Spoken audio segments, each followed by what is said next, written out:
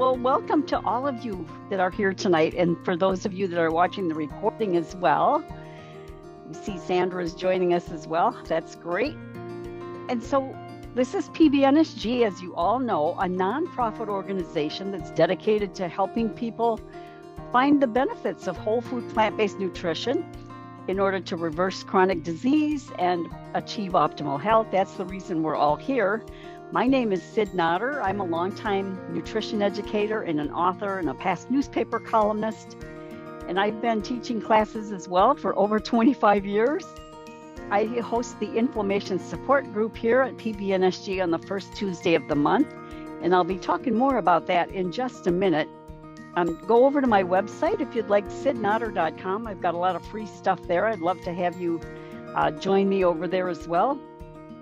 But before we get started and I introduce tonight's speaker, I want to give you some announcements. I mentioned the specialized groups that we have here at PBNSG, and I just want to give those groups a shout out because you are, as a member here, you are entitled to be in any one of those support groups at any time. There's one for weight loss, plant-based cooking basics, heart disease, diabetes, plant-based living in an omnivore household, right? That can be a real challenge. Essential tools, gadgets, and pantry staples for your kitchen. Fighting pain with food, getting started with plant-based eating, real men eat plants. And then there's the inflammation support group that I mentioned that I personally host on the first Tuesday of every month. And so let me talk about that because on March 4th, I'm going to have a guest there. Her name is Laura Leitner, and she's going to be talking about how to be your own health advocate, which is so important, and also how to navigate conflicting health advice. That, I think, is a topic of great interest because there's so much conflicting information out there, even within the plant-based world, right? We can hear different things. So how do we evaluate all of that? So also there's the free community support group, which happens here on the second Thursday of each month. So that'll be coming up next Thursday. And on I'm sorry, not March 20th, I believe it's February 20th. Let me double check that. Dr. Nikki Davis will be here to talk about advanced cardiac markers. So that would be, that's February 20th, coming up in just a couple of weeks. So all of this can be found on the events tab at PBNSG. So make sure you go there and check out the calendar and you'll see when all the support groups are being held as well. Okay, now, so for tonight, we have a really great topic. And our presenter is Denise Rose.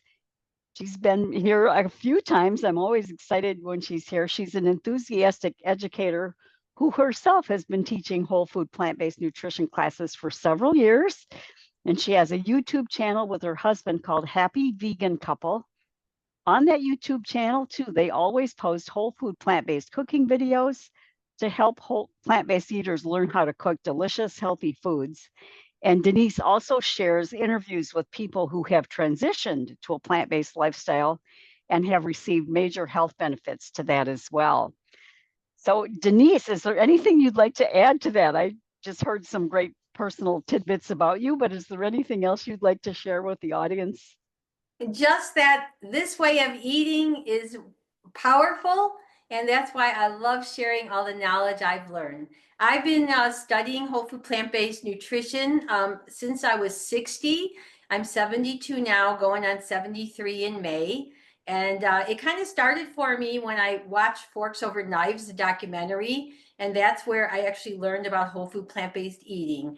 Prior to that, I was a vegetarian from age 21 to 60. That was basically for my animal compassion feelings.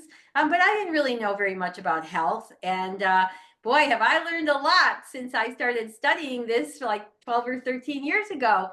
And I just think it's so, so powerful. And that's why I kind of made it my mission, to learn this knowledge and to share it with other people. And so what I'm going to be doing today, I love following, all the different doctors and dietitians in the whole food plant-based community. And I bet some of you might know, have heard of, because they've been part of Plant-Based Nutrition Support Group, Dean and Aisha Sharzai. They're two neurologists from California. that are really dedicated to teaching the public what they can do to, you know, have wonderful brain health as they age, and also to hopefully prevent cognitive impairment and worse, you know, moving into dementia and Alzheimer's. So they are really big on education, and they have 2 books out, and this is their second book called The 30-Day Alzheimer's Solution. And my presentation today is actually pretty much from this book. They have some wonderful recommendations about what we should be eating on an everyday basis to like have the best brain health. And I thought that was just so important because, you know, I'm sorry, not Ali, a plant-based nutrition support group. There are many people here who are probably older. And also they make this point that if you want great brain health when you're older, you need to start when you're younger to do lifestyle behaviors that will, you know, keep your brain health in a really good manner. So I decided to make a presentation, you know, based on their recommendations, so it could be really clear and specific for people.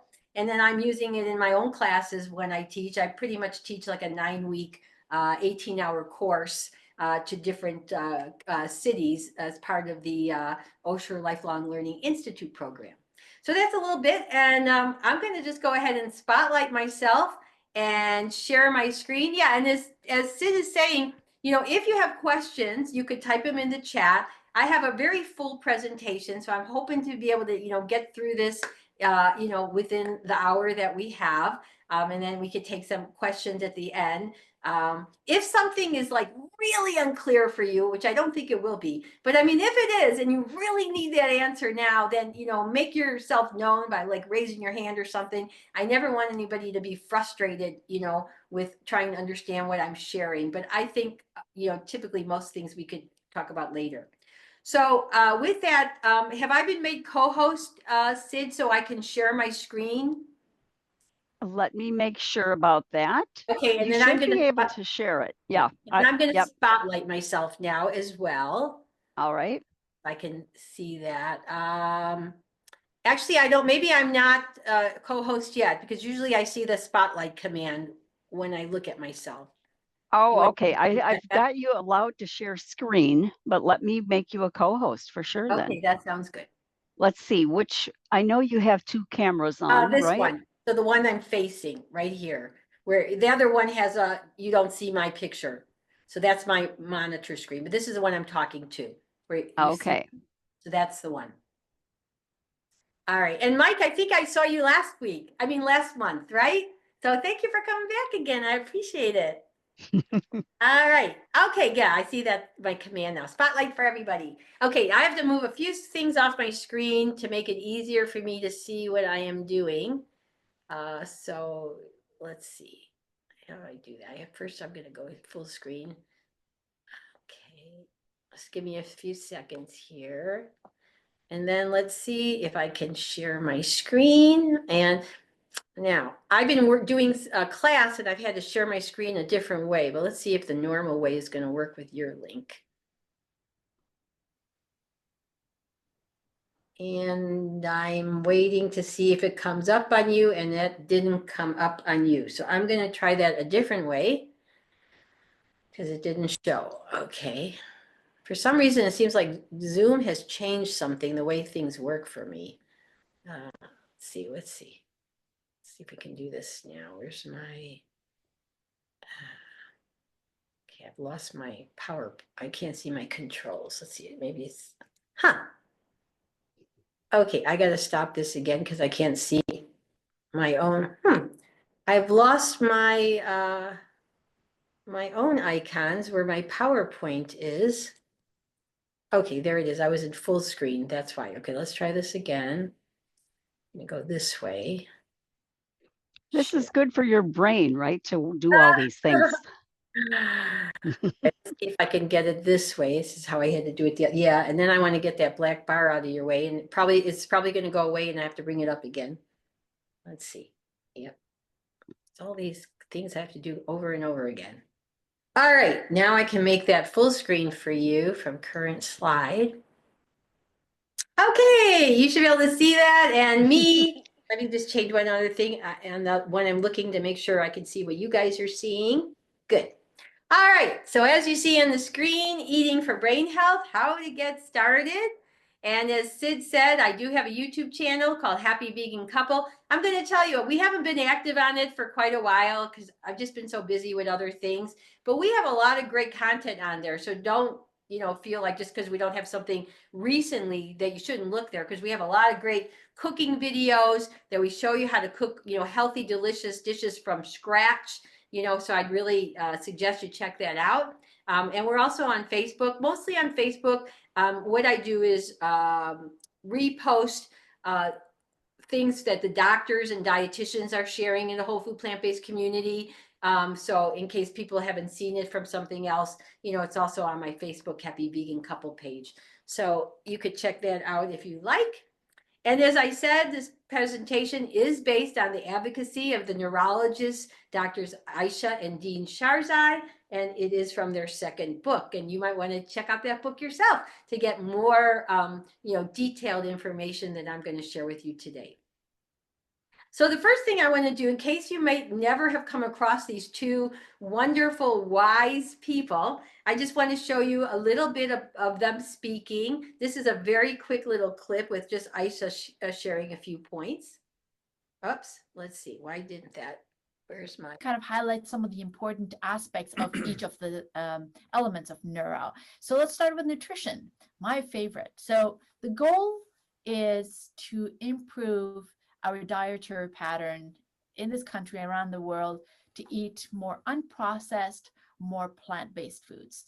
And even though it feels sometimes that nutrition is complicated, it actually isn't.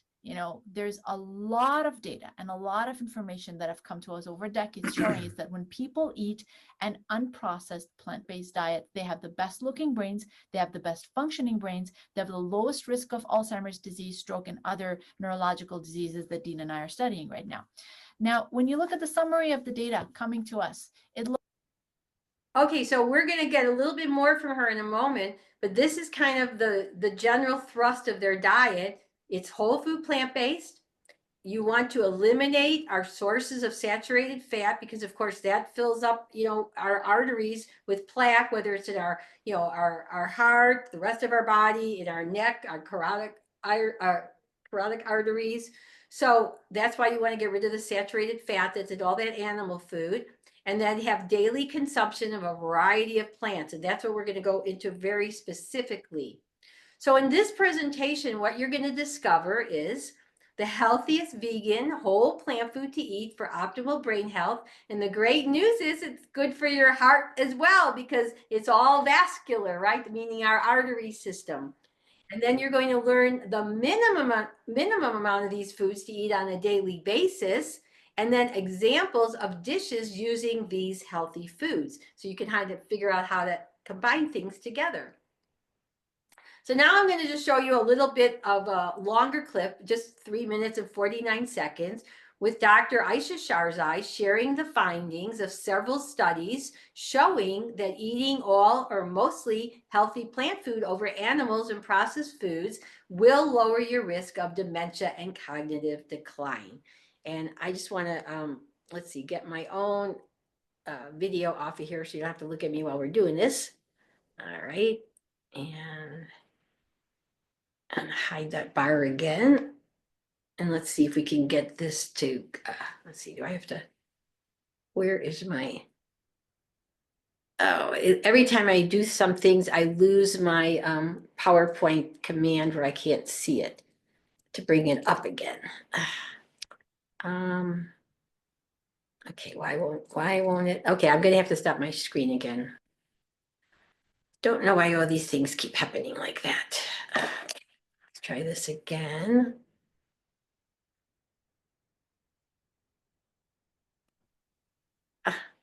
Keeps taking my PowerPoint away.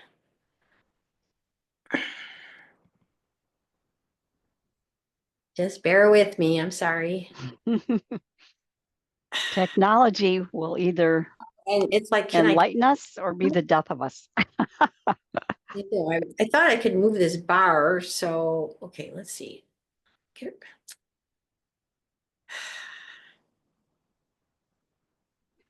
want to be here. Oh my God, it's not showing on your screen. Okay,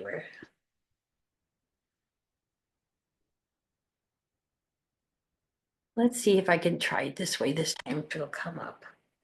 Okay, I'm actually going to get to see Doctors Dean You and know- Elisha Shirzai next month. I'm excited about that. I'm going on the holistic holiday cruise and they'll be presenting there. Oh, you are. I've done that. I did that 2 times years ago. Yeah, that you learned so much on that. Okay, so I see this coming up again. Let me get a current slide. Hopefully we can, oh no, I don't mean that. I mean this. Okay, now I see you can see that. You don't have to look at me, and let's see if we can get this to play now. I'm gonna just adjust the volume here.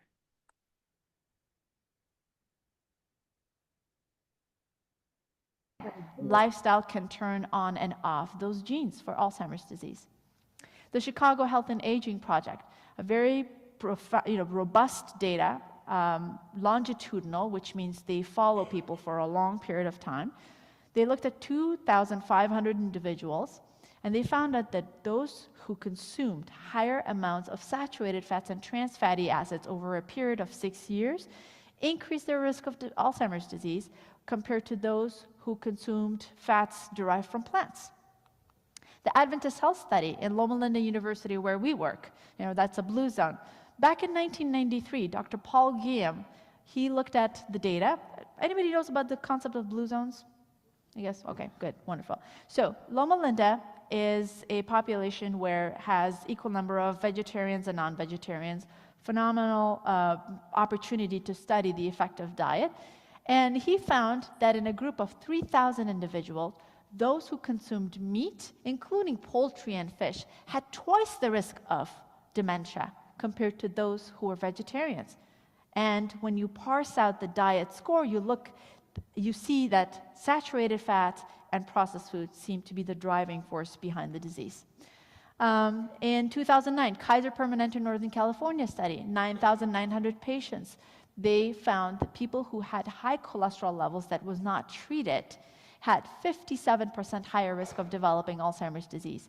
And even in individuals who had borderline high cholesterol, the type where the doctor tells them, like, you have high cholesterol, but I'm not going to give you any medication, just taps them on their back to say, go ahead and eat healthy food and not really give them guidance, they increase their risk of Alzheimer's disease by 23%. Women's health study from Harvard University. 6,000 women followed for 4 years. Higher saturated fat intake was associated with the fastest decline in memory by 70% compared to women who consumed poly and monounsaturated fats derived from plants. And they looked at their brain function as well. So they did neuropsychological testing. And women who had the lowest saturated fat intake had better brain function. And they had the function of the brains of women 6 years younger. And they did neuroimaging later on as well. Their brains actually looked better and bigger. There was no shrinkage. I had the opportunity to study this concept at Columbia University with my mentors, and we found out that in a large population, a plant-based diet caused a lower risk of developing dementia and Alzheimer's disease over a span of 6 years compared to those who ate a SAD diet, a standard American diet.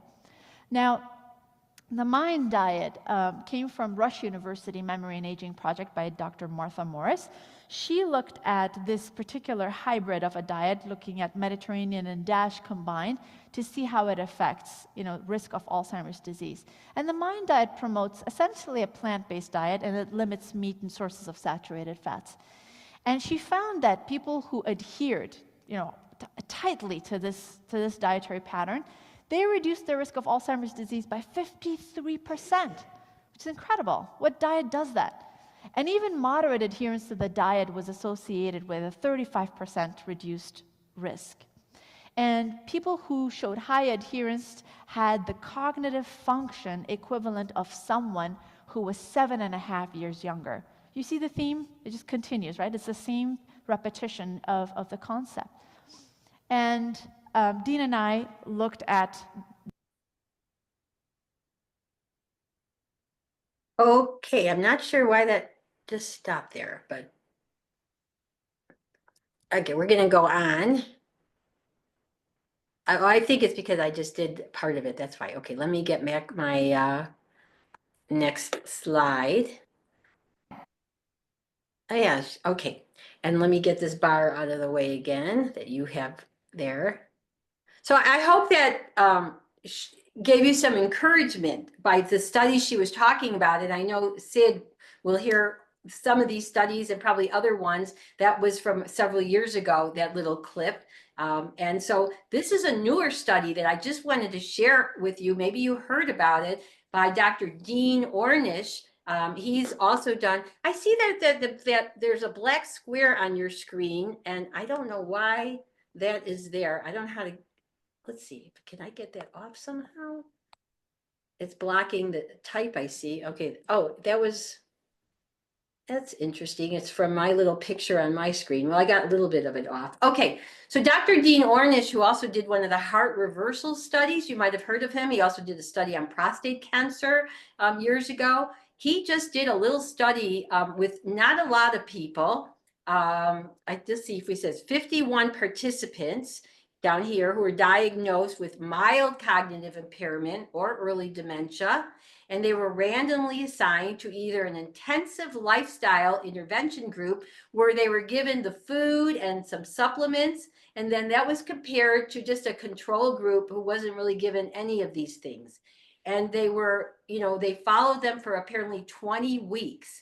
And this is what's so amazing, that for the first time, a randomized controlled clinical trial has demonstrated that an intensive lifestyle intervention without drugs significantly improved cognition and function after 20 weeks in many patients with mild cognitive impairment or early dementia due to Alzheimer's disease. And it was published in that magazine, that journal, Alzheimer's Research and Therapy. So, I mean, this is really exciting. And if some of you follow Dr. Greger at nutritionfacts.org, he actually did a couple of videos about this, and he actually had a video audio clip of one of the participants talking about how great things have changed for him. He was actually a musician playing bagpipes, and he was talking about how for a while he couldn't remember the songs, and then after being part of this intervention trial, his memory came back. I mean, it's quite amazing. So again, more encouragement to do what the Sharzais are recommending. And so let me start talking about what that is. So they say there's 7 nutrition rules for a super healthy brain. Eat a plant-based diet and the NEURO 9 foods every day. And we're going to talk about what that is. NEURO just stands for their general acronym of all the lifestyle practices for good brain health: N, nutrition; E, exercise; U for unwind, stress management; R for sleep, restful sleep; and O for optimizing our brain with challenging activities. And then, as I've said already, avoid all foods high in saturated fat. And of course, avoid those refined carbohydrates. That's your white flour and all that stuff made with that, and sugar. Reduce your salt and seasoned food instead with herbs and spices. Avoid the processed foods. Drink lots of water and eat homemade meals, because then you can control the ingredients and make it very healthy for yourself. So what are these healthiest vegan foods for brain health that they want us to eat every day? Well, let's take a look. I'm going to go through them all. And then this is a picture of the major categories that we're going to talk about. And if you notice on top what it says, that these 9 foods were derived from the anti-inflammatory index. So they're known to be very anti-inflammatory. And I'm sure you all know that inflammation is like the beginning source of a lot of chronic disease. It starts with inflammation. So that's why we really want to eat our anti-inflammatory foods. So number 1, greens, right? Especially those dark green leafy veggies, such as kale, watercress, Swiss chard, collard greens, arugula, and spinach. I have in my refrigerator at all times containers of several greens like arugula, collards, kale, I also have some romaine lettuce. And then it's really easy because they're all prepped already, washed and cut. And then anytime I'm eating, like if I make some soup, I had some split pea soup for lunch, you know, I might go take a few greens and stick it in there, or, you know, some other kind of item, because I'm wanting to get these in my bodies all the time. And then whole grains, such as oats, like oat groats or steel cut oats or rolled oats. The first two would be even healthier than the rolled oats. Brown rice, wheat berries, farro, barley, buckwheat, whole wheat pasta, or 100% whole wheat bread. And while they include bread, you know, just know though that bread is not quite as nutritious, even if it's whole wheat, compared to the whole grain. And dietitian Brenda Davis has a great chart where she tries to explain that hierarchy of grains. The higher you are to the whole grain, you will get more fiber and more nutrition than when it starts getting processed. So you could eat wheat berries, which are the little round whole grains of the wheat, and that would give you more nutrition than if you were eating the bread, which gets more processed. But it doesn't mean you can't eat bread, but just make sure you get that whole wheat bread. You know, if you're not gluten insensitive, you don't want white bread, white flour, bleached flour. That isn't healthy for us. I made this chart for my class because I wanted to show people when they're starting to move into whole grains, if they really haven't ever done that and they've been mostly with white rice, you know, maybe they're just thinking, okay, now I need to eat brown rice instead. But if you look at this chart, you'll see that a lot of the other grains have a lot more nutrition than the brown rice. And so I want to encourage you to try some of these others because you're going to get more fiber and more protein for the same amount of serving size than brown rice. The third category the Sharjais tell us to eat are our seeds, especially those ground flax seeds and chia seeds, because they are our omega-3 fatty acids, which are essential for our body to have. And what we do in my house is I buy whole flax seeds, and then I just grind them in a coffee grinder. I put them like it'll grind enough to have a little jar like this, because I'm too lazy to grind them every single day when I want to use them. And then I put this in my fridge, and I have it for about a week. And the reason why we like to buy it unground is because once it's ground, it can start losing some of the nutrition from heat and light. And, you know, I just don't want to take that chance because what we're really aiming for is to get those fats in a, you know, when they're still very nutritious for us. So that's why I just do a little jar and I stick it in my refrigerator so it's still cold there and it's dark except for when I open it. So hopefully the oils are staying, you know, in a good place for themselves. And then beans and legumes are our fourth category that they want us to eat every day. You know, there's so many varieties of beans, pinto beans, black beans, cannellini beans. I could go on and on. Many types of lentils, split peas, like the green split pea soup I had for lunch today. And then lots of soy products out there now, like tofu, tempeh, edamame, and soybil. And these are all very healthy for us. If you are under the impression that soy is not healthy because it could promote cancer, that's very old news. And you might want to go on YouTube and listen to some lectures by breast cancer surgeon, Dr. Christy Funk, and she will tell you, eat soy, you know, good sources of soy. And she's often on the YouTube show called The Exam Room by the PCRM. So you can find her lectures there, at least in one place. And what we do at our house is we often cook a big batch of beans in our Instant Pot. So we then have it throughout the week and we don't have to, you know, it's cheaper that way than opening up a can all the time, though we do have cans for convenience. But we love our Instant Pot to make a nice big pot of beans or lentils. And if you don't know how to cook tofu, we have 2 easy ways that we've made a video for on our YouTube channel, Happy Vegan Couple. So I just wanted to let you know that because, again, tofu is a wonderful food to eat. Most of the fiber is taken out of tofu. That's the only downside. But we're typically eating it with whole grains or lots of veggies. So we're getting the fiber there, you know. So if you enjoy tofu, you know, it's a really great thing to eat.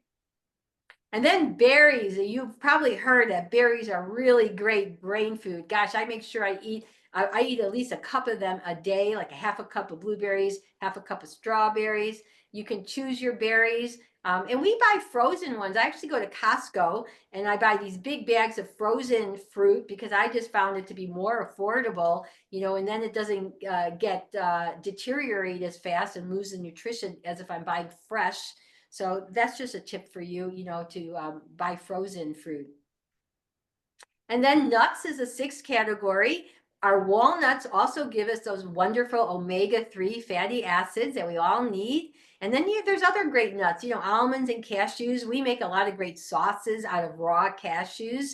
And for an Alfredo type sauce, or I make something called cashew cheese condiment, which I'll talk about a little later. And then cruciferous vegetables, that's your seventh categories. Why are these so important? You know why? Because they're anti-cancer veggies. They have this wonderful compound in there called sulforaphane, which is very anti-cancer. So you really want to make sure you eat these every day. And there's many kinds of cruciferous, as I show you here. Like these are just some of them: broccoli, cauliflower, bok choy, cabbage, Brussels sprouts. And then some of our leafy greens are cruciferous as well, like kale, collards, arugula. And sulforaphane is that wonderful anti-cancer compound that's in these veggies. Now, there's a couple tips to boost sulforaphane that I've learned from Dr. Greger in Nutrition Facts, and I'm just sharing them real quickly here for you so you can learn about this. We mostly do number one in our house. Let's say we want to cook cauliflower. Well, we will take that cauliflower and cut it up and then let it sit on our counter for 40 minutes. And what happens is a chemical reaction happens in that 40 minutes, which blooms the sulforaphane. However, if I threw it immediately on heat, that bloom won't happen because an enzyme that's needed to bloom it gets deactivated by the heat. So this is why we let it sit on our counter. But Dr. Greger told us of two other kind of hacks to do if we don't have that time to wait. And that's basically, if you're going to cook your cruciferous, you don't have time to wait, you need to eat a little bit of raw cruciferous with it. And then your body will kind of take the enzyme from the raw and help bloom the cooked. I don't know how that happens, but that's what I've learned does happen.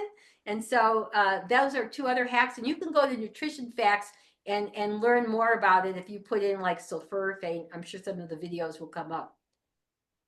And then the eighth category is tea, which they say, can be any of these kinds of tea, but just green tea is especially known for its health benefits from some of the compounds in there. So you might want to, if you really like a green tea, go for that. And then finally, we don't need to just do salt and pepper, and too much salt can cause hypertension. So do instead the herbs and the spices. And you might know turmeric is an anti-inflammatory spice. Especially if you add a little black pepper to it, it actually makes the curcumin, which is the compound that's anti-inflammatory, I think. It makes it what we call more bioavailable. So always use a little black pepper. And then there's all these other spices and herbs you can use to flavor your food as well. All right, and then they made another list they call the Thoughtful 20, and there is some repetition on here, but I'm just going to name them, the other 20 foods they say, that's really good to include in your, your daily diet. So some of them, like I said, are repetitious: leafy greens, broccoli, blueberries, mushrooms, beets, avocados, olives, nuts, especially walnuts, seeds, beans and legumes, quinoa, and oats. Green tea, turmeric and other spices, cacao, herbs, sweet potatoes, soy, Brussels sprouts, goji berries. I always buy those and I put them in my oatmeal. And then they want us to remember that we don't want to eat ultra-processed foods, saturated fats, or trans fats. And they're often in these kind of items: processed sugar, white flour, packaged snacks, sweets, red meat, processed meats, cheeses, butter, coconut oil, and of course, alcohol. We're hearing more and more how that is toxic to our body. Okay, so now you know the main categories, but then it's like, all right, well, how much of this should I eat every day? And what is a serving size? So that's what we're going to talk about next.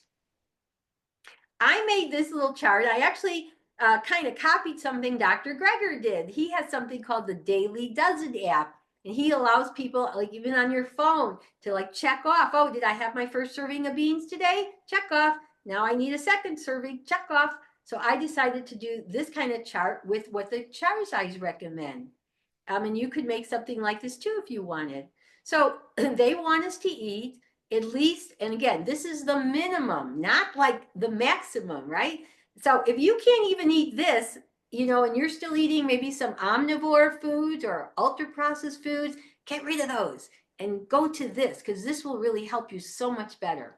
So green leafy vegetables, they want us to have 3 servings a day, and they share what a serving size is. If it's raw, it's a cup, and if you cook it, it's a half a cup. So, you know, like let's say you ate a salad and you had a couple cups in there of green leafy vegetables, you could you know, circle in 2 of these, and then you know you only have 1 serving left for the day. Whole grains, 3 servings, half a cup cooked, or if you're talking about bread, a slice would be considered a serving.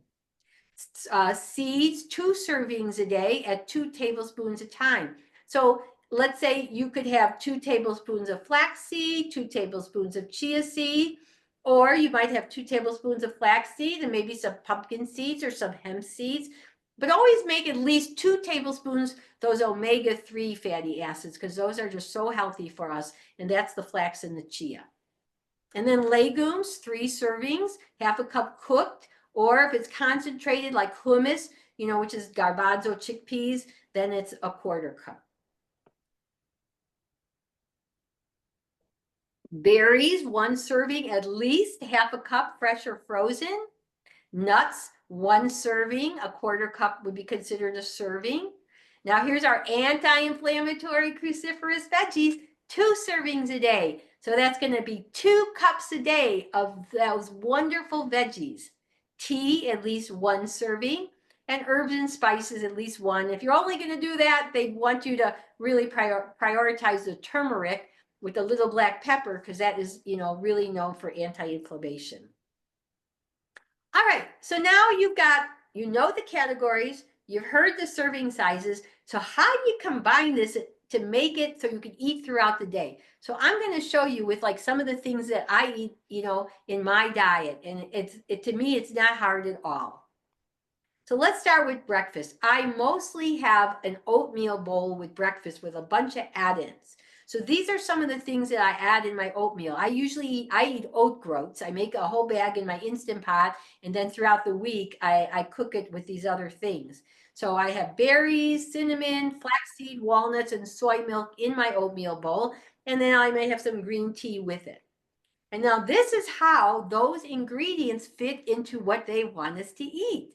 So remember, they want us to eat whole grains every day. So that's the oatmeal. Berries, there's your blueberries. Seeds, there's your flaxseed. Herbs and spices, I got some cinnamon. Legumes, soy milk, right? Because soy milk is made from soybeans. Nuts, I have my walnuts for my omega-3 fatty acids, and then my tea is green tea. So look how many categories I already did just in that one dish. And oat groats are the best oatmeal, as I was saying before, because they are the whole grain of the oat. If you have a natural grocery store by you, that's where I buy mine. I can't find it in any other grocery store here in Tucson, but you could also buy it online. Steel cut oats would be the second best, rolled oats the third. You want to avoid those instant oats because they are just going to get absorbed too quickly in your body, and we don't want fast digestion of these foods. We want slower. We want more fiber to slow our digestion, and the oat groats and the steel cut are the best for that. And I actually have a YouTube video where I show you how I make my oatmeal breakfast. So it's got a lot of views, you can see. So if you want to go check that out, please do. And then, you know, I actually have a second part of my breakfast. After I kind of eat that, I might eat it right after, I might eat it a little bit later. But the next thing I typically eat is a bowl of beans. So I'll take some beans and put it in a bowl, and then I'll throw in some leafy greens, and I like to choose the low oxalate ones so I can absorb more calcium. So I don't typically use spinach because we don't absorb really much calcium from spinach, but we can absorb it from kale, arugula, and collards. So I'll just put a little bit of my cut up greens in my beans. And then I use this cashew cheese condiment that we make. I can't live without it. It's really a wonderful flavor enhancer. And so this is how all of these things fit in the Neuro 9 categories and what they want us to eat. So the pinto beans fit in the legume category. Then the greens, kale, collards, arugula, can be leafy greens. And my cashew cheese spread is nuts because it's made out of raw cashews. And what I do is I basically just stick this bowl in my microwave for about a minute, and then it's yummy and I love to eat it. And now I want to just let you know that we have a video on our YouTube channel to show you how to make this cashew cheese spread in a blender. It really only takes about 5 minutes and it's just delicious. And it's like very versatile. I actually use it as my salad dressing. When I have my big salad, I just take some of that cashew cheese spread. It's a kind of like almost like a mayonnaise consistency when we put it in the fridge. So then I take a couple of spoonfuls out, I add a little water into it, stir it around, and then I have this like creamy, delicious salad dressing, for my big salad. So there's many ways you can use it. I really encourage you to go check that out and start making it. All right, so we've talked about breakfast, and we already saw we hit a bunch of those Neuro 9 categories that they want us to eat every day. Let's talk about lunch.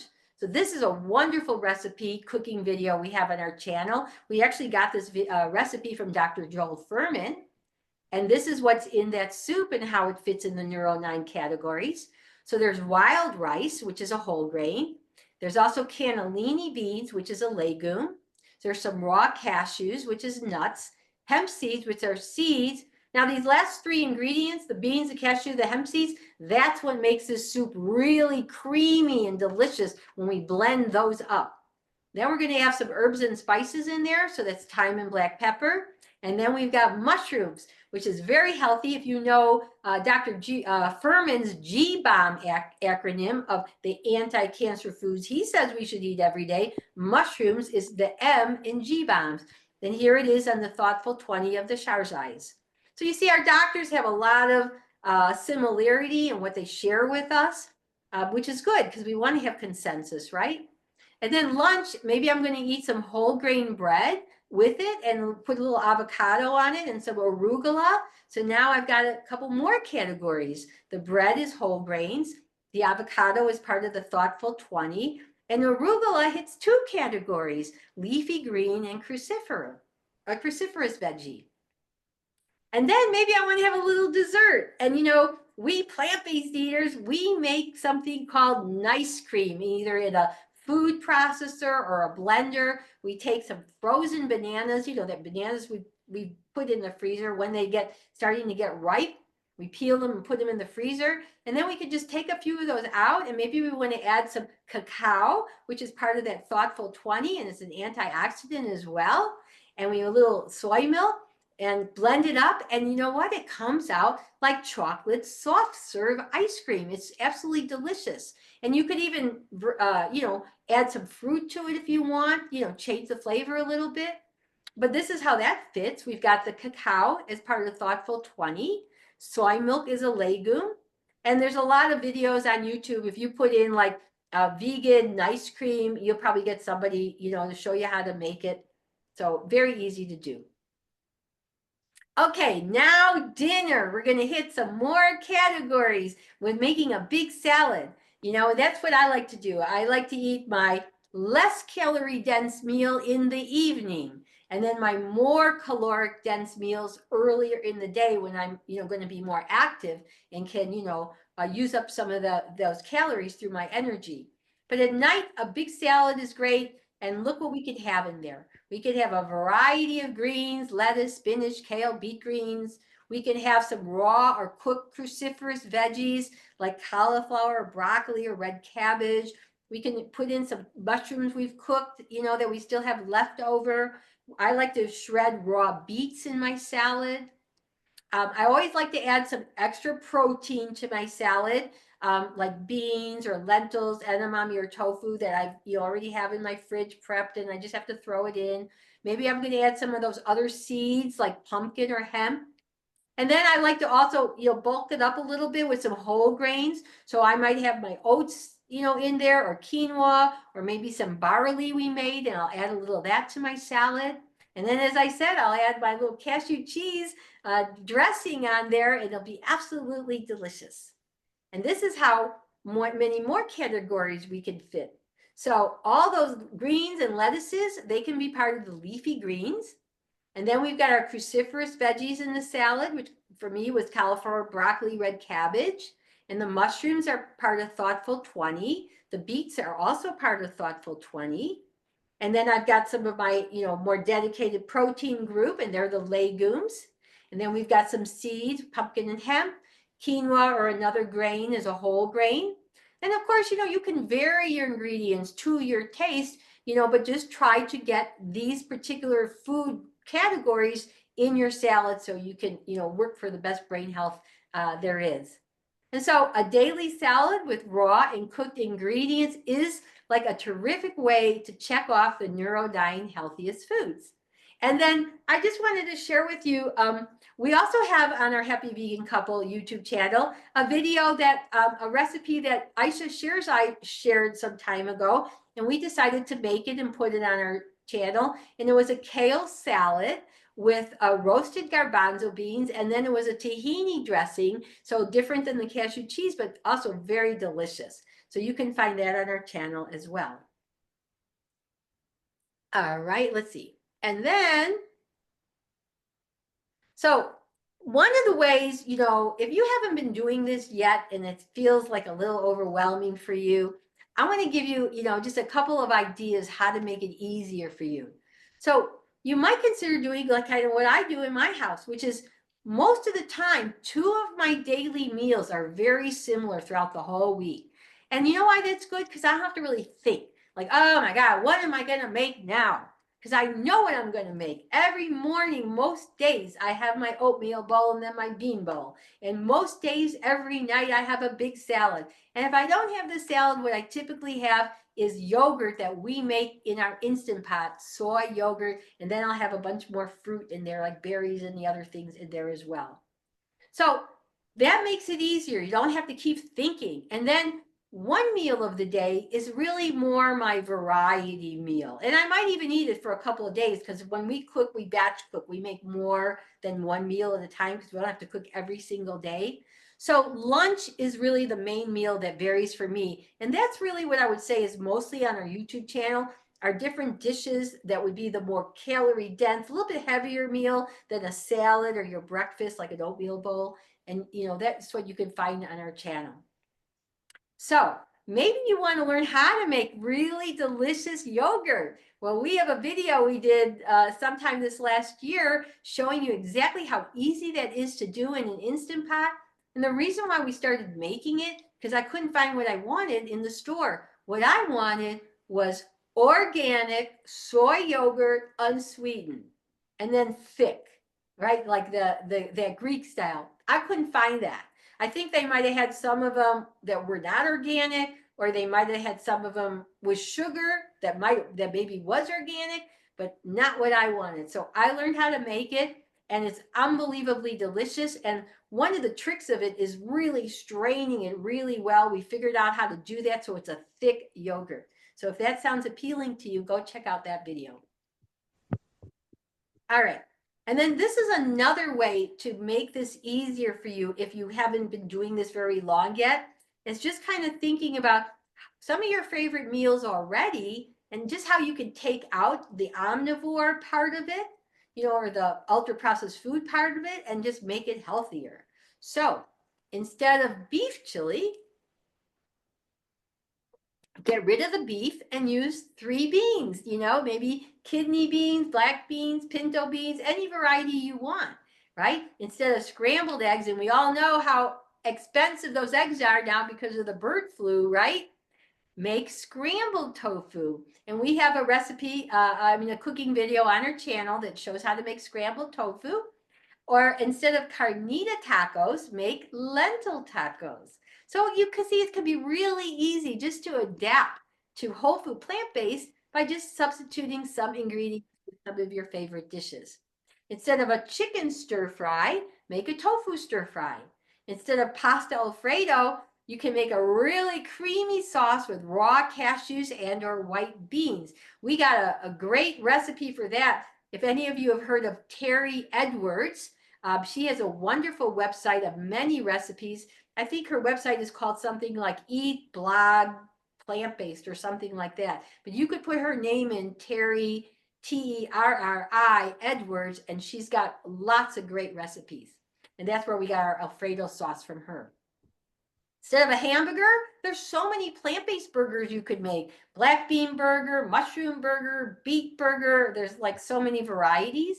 And then again, instead of ice cream, make nice cream. And even vegan ice cream that's in the grocery store, I would suggest you pass that up. Yeah, it doesn't have milk in it for, those of us who are vegan, but it's still got often lots of saturated fat. Some of these ice creams are made like with coconut milk, and that's very high in saturated fat. There's usually a lot of sugar in it. You can make this nice cream at home that's so easy with just the bananas and like some cacao and plant milk, and it's so much better for your body, and it's really yummy. And so I'm just going to finish up. That's really the major part of the presentation.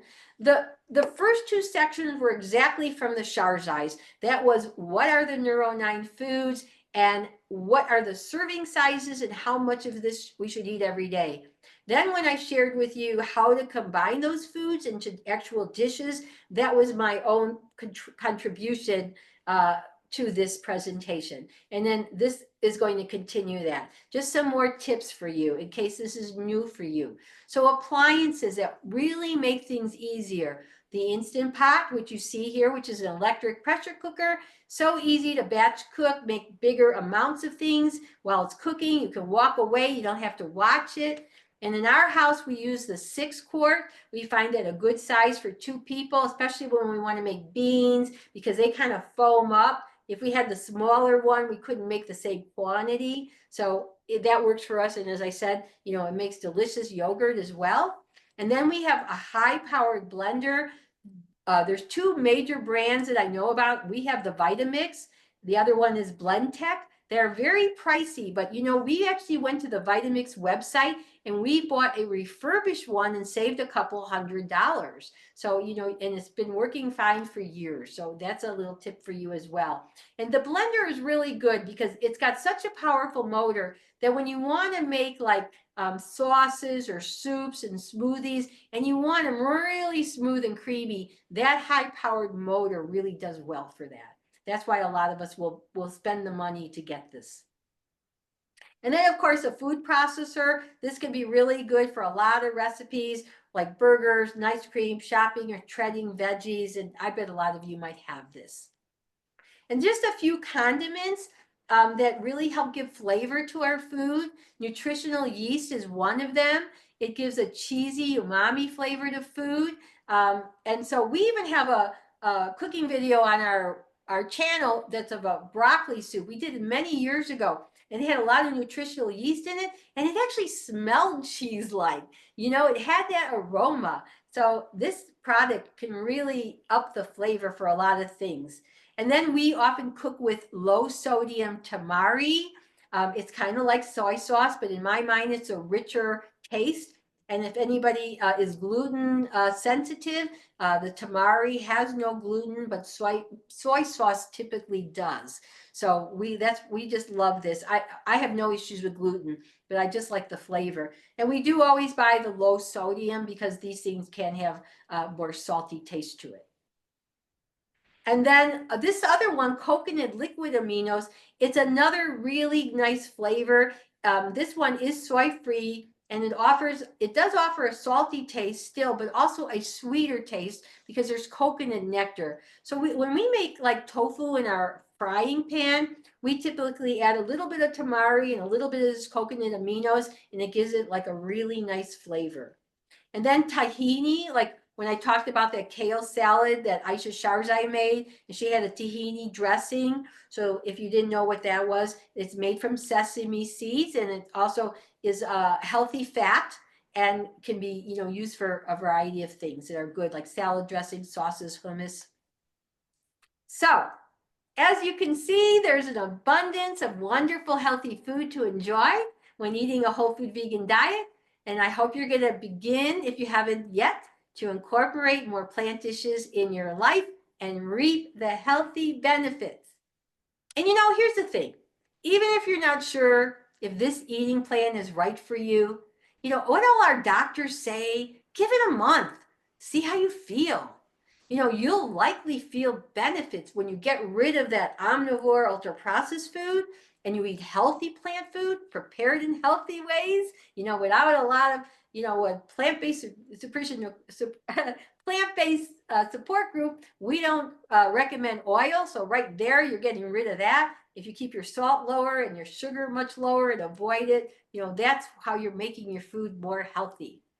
And then, you can subscribe to Happy Vegan Couple on YouTube, check out our videos, see if that will help you. You might want to check out our Facebook page as well.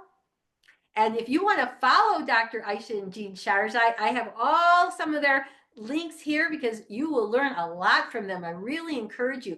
You might first go to thebraindocs.com and put in your email because they will send you emails then, with information that's educational and helpful for you for free. So why not do that? And then they have a YouTube channel called The Brain Docs. They have a podcast.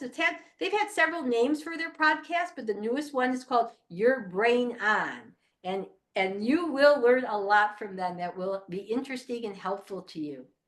If you have any questions, you always can email me at derose@comcast.net. I love trying to help people. And I just want to say many thanks to, of course, to Plant-Based Nutrition Support Group and its volunteers like Sid for giving me this opportunity to share this presentation and for Sid facilitating this. And I hope you found this informative and helpful. And with that, I'm going to stop my share. And here I am.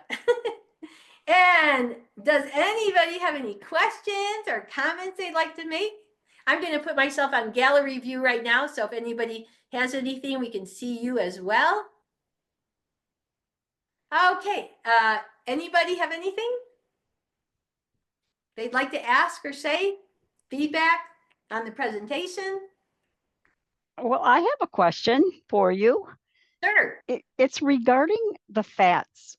Do the Sharzais have any recommendations for a limited amount of fat? Or I noticed a lot of cashew. Yeah, so they're a little different than the recommendations of Plant-Based Nutrition Support Group.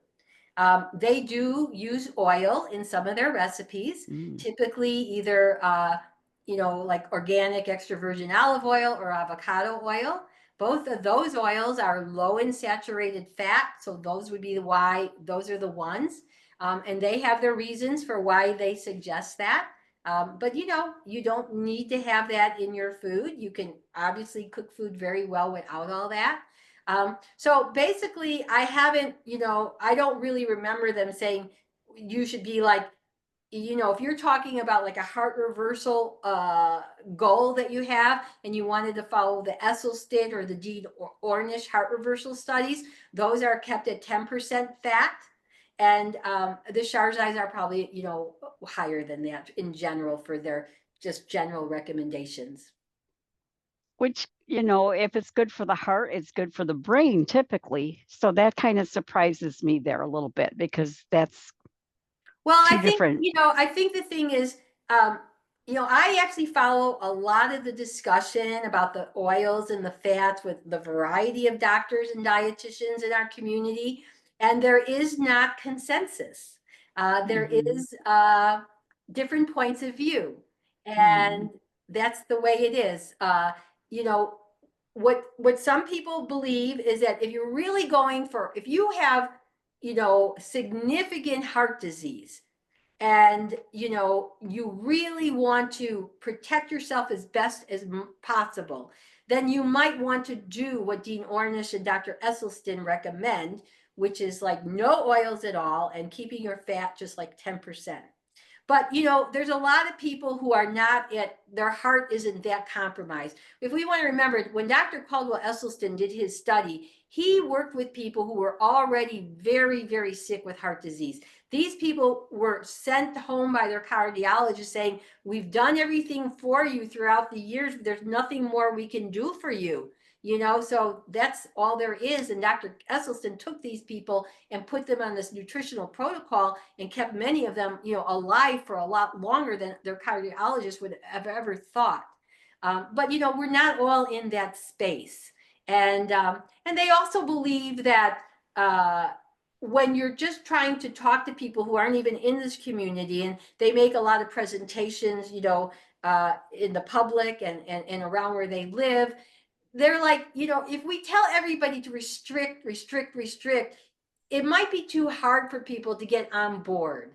And so, you know, let people ease into the lifestyle, and, you know, a little bit of oil, of a low saturated fat oil, they don't think is likely to cause a whole lot of harm. So again, there are these disagreements in the community, and, you know, you have to decide what's right for you. Okay, well, thank you for explaining that. In case anyone else was wondering, I thought it was good to bring that up just to talk about it. Very good. Any other questions for Denise? I see a comment there from Angela. And okay, so can you see Angela's comment? Yeah, so, well, I Okay. see, I don't know, is this, I see one that says, what about weight loss? If you're eating oil and nuts? Yeah, that's a really good question. So, you know, when I teach my classes, a lot of times when I talk about oil, that is actually one of the main things that I talk about. 1 tablespoon of any oil is 120 calories. A quarter cup, I believe, is 500 calories. So, you know, how hard would it be to put a quarter cup in a pan? You know, if you're making a stir fry, that's like 500 calories right there. That is not good for us, right? And considering that most people in our country are overweight and obese, I mean, the statistics are not good. And so one of the reasons for that is people are eating so much processed food and their omnivore diet, you know, and the meats and everything, and they're cooking it with a lot of fat, and a lot of that is oil, you know, and so that's why people have so much excess weight on their bodies. So absolutely, you know, if you are wanting to lose weight, getting oil out of your diet is a great thing to do. Now, the thing about nuts, that's actually a little bit more interesting to me. There are studies that our doctors talk about that show that people can lose weight even eating nuts. Now, it might not be everybody, you know, because we're all individual and things are different. But they have found that some people who want to lose weight, if they just have like a serving of nuts a day, they still can lose weight. Other people may not. So you have to, again, just kind of see how your body works with that. But for sure, you don't want to snack on nuts, right? Because they're calorie dense. You don't want to sit in front of the TV, you know, and go like this. You want to have a little serving. You throw some walnuts in your oatmeal, or, you know, a couple of nuts in your salad, you know, something like that. I mean, if you have no weight problems at all, you're at a healthy weight, you know, it might be easier for you to eat a little bit more if you want. But you do need to be careful with that, because nuts are caloric as well. Mm-hmm. Yeah, they should be used as a condiment, is the way I was always taught. The higher fat food should be used as condiments.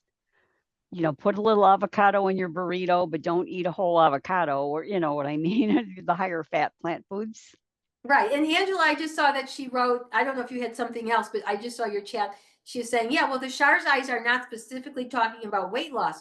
Right. They're talking in general about brain health, which is the same thing as cardiovascular health, you know, and they're looking at that. But, you know, again, brain health wouldn't probably be very good, again, if we have a lot of excess weight on ourselves, because extra weight creates inflammation. And it also turns out more hormones in us that can actually promote cancer. So there's a lot of reasons why we don't want to have excess weight. And, you know, I do have some really great interviews on my YouTube channel that I did several years ago with several people who were obese or, you know, overweight, and they completely changed their diet, you know, went whole food plant-based and kept the weight off. And then they're advocates, you know, as well, because they saw all the benefits. And those are some really in-depth interviews I've done. I think they're very interesting, you know, if any of you want to look at that. Let's see if I can see the other chat comments, because I see there are some, in case. Oh, somebody from Florida. Oh, Sid says she's been making gross. Great, great. I just love to eat that. I guess Angela's just being funny that I'm very enthusiastic. People often tell me that. And the SHARS eyes, right? They also address exercise, right? That's the E in their NEURO. Right, Brooke Goldner addresses autoimmune diseases. Right, I actually talk about her in my classes as well. So I'm not seeing any other questions. But if anybody's has something else that came up that they haven't written on, or they want to ask, about I do know a lot. I've been studying this for a long time. So if there's anything else that you're just curious about, maybe I can answer it. Yeah, and keep in mind that the replay of this will be posted on the PBNSG website in a week or two. So you can always go back and review it again. All right. Yeah. Well, I don't think anybody else has anything that they want to ask right now or say. Let's see. What would you recommend for someone who is trying to lose weight? I would recommend going to eat whole food plant-based and making sure that you're keeping your sugars very low, limiting or avoiding those added sugars, and also keeping the all the fat at a lower percentage, because while there are healthy fats have more calories than protein and carbohydrates. So, you want to lose weight, you have to have a deficit in your body. And, a lot of people think that I just need to go to the gym, right? I need to really exercise. I'll lose all that weight. But that's really, while exercise is critically important for both our brain health and overall health, that typically isn't the main thing that will allow someone to lose weight. It's really what you put in your mouth every day, because that's the calories, and you have to have less calories to lose weight. You have to get that deficit. And I'd encourage you, again, to listen to some of those interviews on Happy Vegan Couple YouTube channel that I've done with some of those people who've made those transformations, and listen to how they did it. And some of them followed Joel Fuhrman's plan. Somebody else followed McDougall's plan, so they kind of found a different person, and there's little nuances between the different doctors and how they describe things. Something else that, you might want to think about is, if you drink juice, right, I would get rid of the juice, because when you drink juice, the fiber is removed, and then you're getting a concentrated sugar spike with let's say you have an 8-ounce glass of orange juice. Well, there's a lot of oranges that it takes to make that juice. And then that's just more caloric. It'd be much better for you to eat an orange, which will be less calories than the juice. It's got the fiber in it, much more nutritious for you. So that's a weight loss trick. Some other things you can do, if you all know Chef AJ, she's talked for a long time about weight loss. She has books on that, lots of lectures. She'll talk about eating vegetables before you might eat something else, because vegetables, for example, a non-starchy vegetable like string beans or broccoli or asparagus, things like that. There's almost no calories in that until you put something else on it. So you can start to fill up like that. So, there's a lot of tricks. You can go to John McDougall's site. Sadly, he died this last year, but his website is still up there, being run by his family, and there's tremendous amount of knowledge on there. And there's a lot of tips on there for weight loss too. You can look up something called, I think, Mary's Mini. Mary is his wife, and she had a thing about kind of trying to get maximum weight loss through doing the whole food plant-based diets. You could kind of look at that as well. So those are a couple tips. All right. Thank you so much, Denise. Are there any other questions for Denise before we sign off? If not, we'll ask her for her parting words of wisdom, and then we'll say goodnight. Okay, no other questions? All right, well, this is my parting words. Don't be afraid. Don't feel like it's too hard. It's only different. That's all it is. And once you get the hang of it, and here's the other thing, if you're really not into it yet, start exploring even maybe before you do it. Decide what your breakfast is going to be. Try to do that tip maybe that I shared with you. Every day, kind of do the same breakfast. Figure out what a really good healthy breakfast is that fits in a lot of those Neuro 9 categories, and just make that every day. And then you don't have to think about it. And then consider having it in the evening, your less calorie dense meal, like a big salad. And just, you have a lot of different veggies, and prep them in advance. So you have some containers in your fridge, like carrots and shredded beets or cucumber, onions, all these things you could just easily grab out the containers and then make your salad.